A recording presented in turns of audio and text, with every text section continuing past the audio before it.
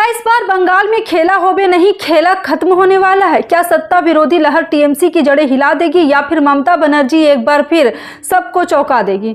पश्चिम बंगाल जहां चुनाव सिर्फ वोट नहीं होता बल्कि एक इमोशनल होता है और एक जगह हो जंग होती है, लेकिन इस बार सवाल बड़ा है, क्या जनता बदलाव चाहती है या फिर वही पुराना भरोसा फिर से टीएमसी के नाम?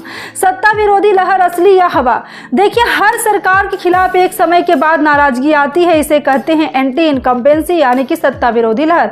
लेकिन सवाल यह है, क्या बंगाल में ये सिर्फ सोशल मीडिया तक सीमित है या गांव-गांव गली-गली में सच में लोग नाराज हैं? आप खुद सोचिए, अगर कोई सरकार 10 साल से ज्यादा समय से सत्ता में है तो क्या लोगों को बदलाव की इच्छा नहीं होती? लेकिन क्या विपक्ष इस नाराजगी को वोट में बदल पाएगा? आप बताइए, आपके हिसाब से बंगाल में सच में बदलाव की हवा है या फिर ये सिर्फ एक राजनीतिक नैरेटिव है? एसआईआर का असर, गेम चेंजर या सिर्फ चर्चा? अब बात करते हैं एसआईआर की, यानी कि special intensive revision, voter list की सफाई और अपडेट। सवाल उठता है, क्या ये प्रक्रिया निष्पक्ष है या फिर इसमें भी राजनीतिक का खेल हो रहा है?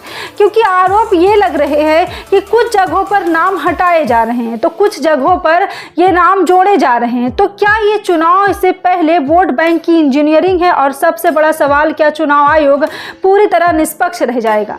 सिस्टम से सवाल, क्या लोकतंत्र में वोटर लिस्ट भी अब राजनीतिक हथियार बन चुकी है? क्या आम आदमी का वोट अब सिर्फ एक नंबर बनकर रह गया है? संगठन की ताकत, किसकी जीत की चाबी? अब आते हैं असली गेम पर, संगठन यानी कि ऑर्गेनाइजेशन पावर। टीएमसी की सबसे बड़ी ताकत क्या रही है? जमीनी नेटवर्क, बूथ लेवल तक मजबूत पकड़। लेकिन सवाल यह है, क्या बीजेपी और बाकी पार्टियां इस बार उस नेटवर्क को चुनौती दे पाएगी? क्योंकि चुनाव सिर्फ रैली से नहीं जीते जाते, चुनाव बूथ पर जीते जाते हैं। एक तरफ टीएमसी का मजबूत कैडर, दूसरी तरफ बीजेपी की आक्रामक रणनीति, तो कौन भारी पड़ेगा? क्या भावनाएं जीतेगी या फिर मैनेजमेंट? आपने भी देखा होगा, चुनाव के समय हर पार्टी अपने दरवाजे तक पहुंचती है, लेकिन चुनाव के बाद क्या वही नेता फिर दिखते हैं? असली मुद्दे गायब क्यों? सबसे बड़ा सवाल, क्या इस चुनाव में असली मुद्दा गायब हो गया है? बेरोजगारी, महंगाई, शिक्षा, स्वास्थ्य, इस पर बात ही कम और धर्म, पहचान और आरोप प्रत्यारोप का ज्यादा।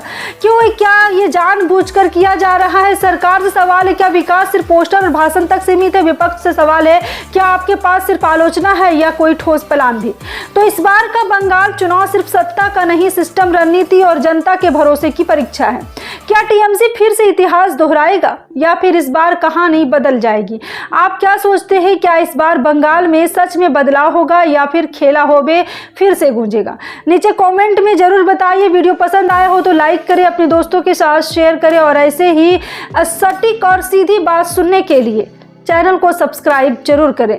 अगर आपने अभी तक फेसबुक पेज को फॉलो नहीं किया है तो पेज को फॉलो भी कर लीजिए। जय हिंद।